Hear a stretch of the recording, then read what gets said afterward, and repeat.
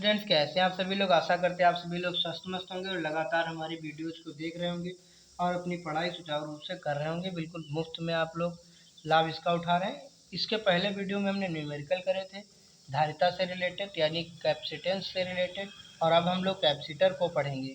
ठीक, संधारित्र पढ़ेंगे। तो अब संधारित्र क्या होता है, तो आइए जानते हैं संधारित्र क्या होता है। संधारित्र होती है दो चालकों की व्यवस्था होती है।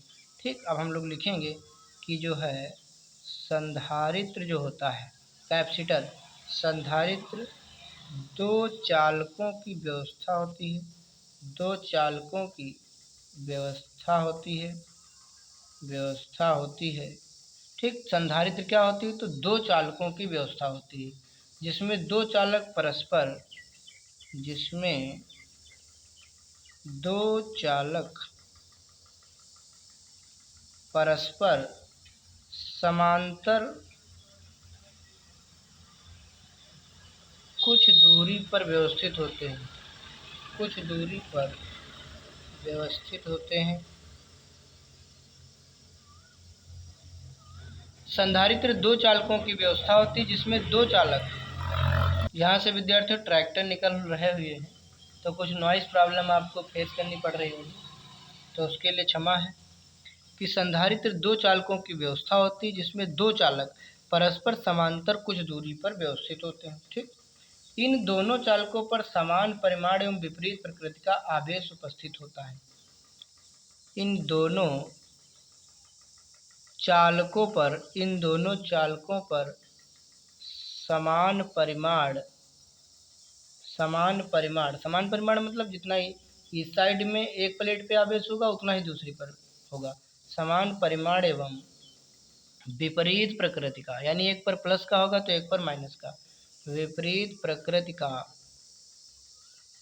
आवेश उपस्थित होता है, आवेश उपस्थित होता है।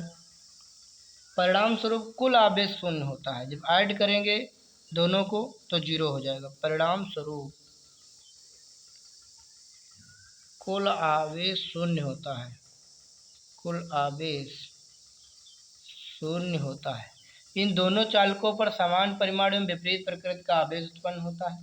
परिणाम स्वरूप कुल आवेश शून्य होता है। अब यहाँ हम एक डायग्राम देखेंगे। जैसे हमारे पास में एक, हमने क्या बताया था कि संधारित्र दो चालकों की व्यवस्था होती है। ये दो चालक हो गए आपके, जिनमें दो चालक परस्पर समांतर कुछ दूरी पर व्यवस्थित होते हैं। ये कुछ दूरी पर व्यवस्थित हो गए, मान लेते हैं स्मॉल डी दूरी पर व्यवस्थित हो गए। इन दोनों चालकों पर समान परिमाण और विपरीत प्रकृति का आवेश उपस्थित था। कैसे, जैसे इस वाली प्लेट को आपने प्लस चार्ज दे दिया तो इस प्लेट के पूरे पर क्या हो गया, प्लस चार्ज हो गया। अब इसके प्लेट ए है, ये वाली प्लेट बी है। अब प्रेरण के कारण क्या होगा, इसके अंदर प्लस माइनस दोनों है, लेकिन ये प्लस वाले इसको क्या करेंगे, प्लस वालों को धक्का देंगे तो प्लस वाले प्लेट के किस साइड में आ जाएंगे, इस साइड में आ जाएंगे। और माइनस वालों को ये प्लस वाले आकर्षित करेंगे तो माइनस वाले प्लेट के इस साइड में आ जाएंगे। अब इस प्लस को कहाँ से ऐड कर देंगे, प्लस को जो है पृथ्वी से ऐड कर देंगे। प्लस पृथ्वी में चला जाएगा तो ये माइनस इधर भी हो जाएगा उधर भी हो जाएगा, यानी जितना इधर प्लस रहेगा उतना इधर माइनस रहेगा। और बीच में विद्यार्थियों यहाँ पर जो है, यहाँ पर ऊर्जा का संचयन होगा। यहीं पे जो है क्या होगा, यहीं पे जो है ऊर्जा यहाँ पर संचय होगी, यहीं पर ऊर्जा संचयन होगा। यहाँ पे लिख लेंगे ऊर्जा संचयन यहाँ पे होगा। ठीक, चाहे इस तरीके की प्लेटें हों या फिर समांतर प्लेटें हों। जैसे कि इस तरीके से देखना चाहें आप लोग तो समांतर प्लेटें होंगी, तो उन्हें भी आप लोग देख लीजिए। तो इस तरीके से समांतर प्लेटें होंगी, इस पे जितना प्लस का चार्ज होगा उतना इस पे माइनस का। ये प्लेट ए है, ये प्लेट बी है।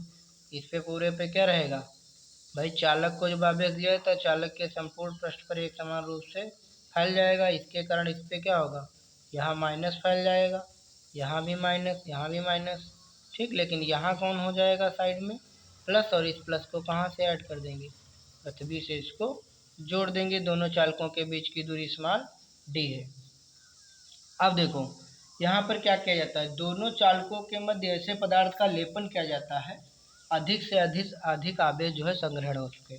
इन दोनों प्लेटों के मध्य, यहाँ लिखेंगे कि दोनों चालकों के मध्य, दोनों चालकों के मध्य ऐसे पदार्थ का लेपन किया जाता है, ऐसे पदार्थ का लेपन किया जाता है जिससे अधिक से अधिक